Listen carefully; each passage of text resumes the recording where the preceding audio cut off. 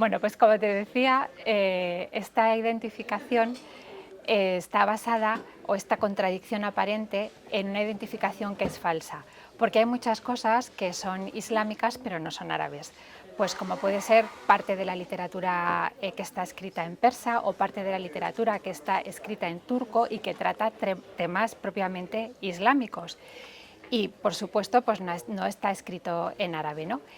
Y también luego hay una parte de cultura que está escrita en árabe y no es islámica, como es el caso, por ejemplo, de la literatura árabe cristiana, pues que es la literatura que producen aquellas comunidades cristianas que en principio pues eran nestorianas y monofisitas, que estaban en esas tierras que poco a poco se arabizan y se islamizan.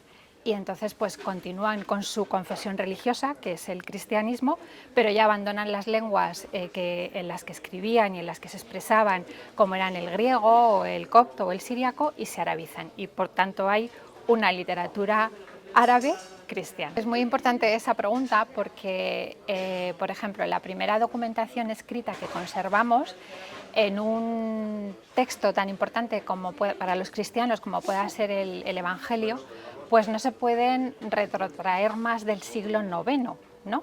Pero que tengamos estos documentos más antiguos fechados o datados más propiamente en el siglo IX no quiere decir que no hubiera anteriores, porque no son copias autógrafas, ¿no? Son copias de otros textos que ya existen y que hemos perdido.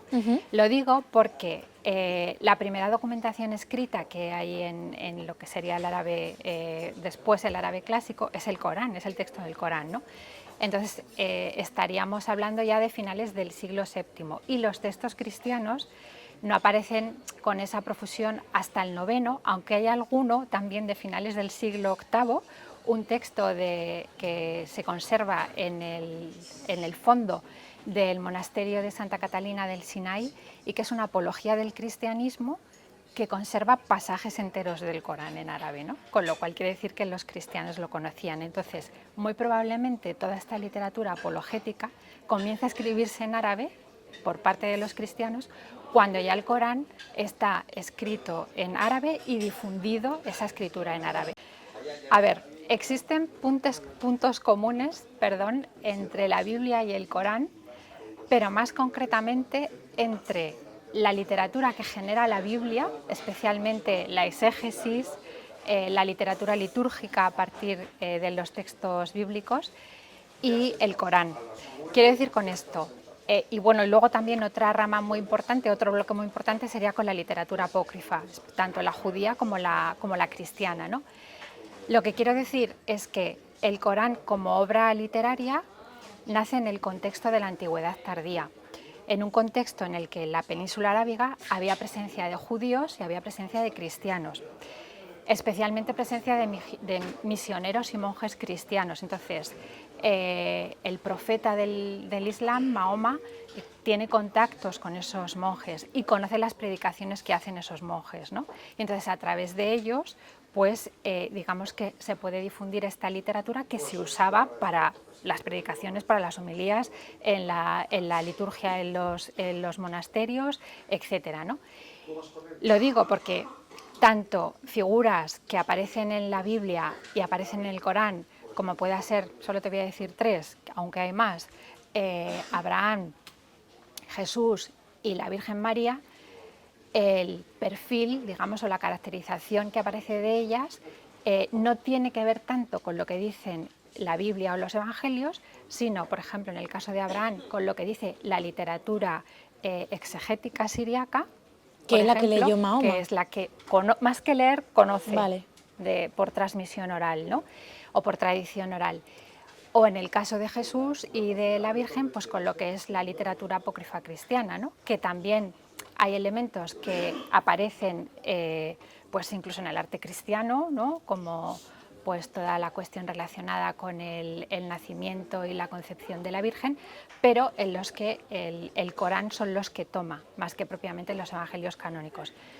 Porque el Corán, lo dice el propio texto, asume las escrituras anteriores y da la versión correcta o la versión verdadera de esas escrituras, ¿no? Ofrece, por ejemplo, un Jesús que es un profeta, caracterizado como un profeta como los entiende el Corán, que su misión principal es que es el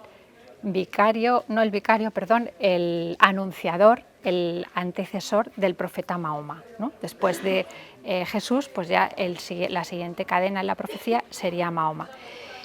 Y en cuanto a la Virgen María, aparece como la madre de Jesús, del profeta Jesús, aparece su concepción virginal, pero entendida de un modo diferente a como luego la va a entender la teología cristiana, y en ningún momento aparece José como su esposo, ni tampoco aparece la ciudad de Belén como la ciudad del nacimiento de Jesús. Pues la crucifixión en el Corán, la crucifixión de Jesús es aparente, no llega a producirse porque antes de que Jesús muera es arrebatado al cielo o Dios lo arrebata, y a quien crucifican, que no está muy claro tampoco porque el texto a veces es un poco oscuro, es una apariencia de Jesús. Es que eso cuestiona mucho, porque claro, implica todo, ¿no? Y luego además el Jesús del Corán tampoco es hijo de Dios, ¿no? Es solamente hijo de María, como dice el propio Corán. Y luego dice, por ejemplo, es de los pocos personajes de los que se da, cuando se habla y se dice su nombre, se le llama hijo de María, que normalmente en árabe, ¿no?, lo que sería nuestro apellido en Occidente, siempre es el hijo del padre, hijo de Muhammad, hijo de quien sea, ¿no?, de Abu Yusuf, lo que sea. Entonces siempre se habla de Jesús ibn Maryam, de Jesús hijo de María. Entonces eso, por un lado, implica cierta veneración, ¿no?, de los musulmanes hacia la figura de María, pero por otro lado está también claramente diciendo que es hijo de mujer solamente, ¿no?, que no es hijo de Dios.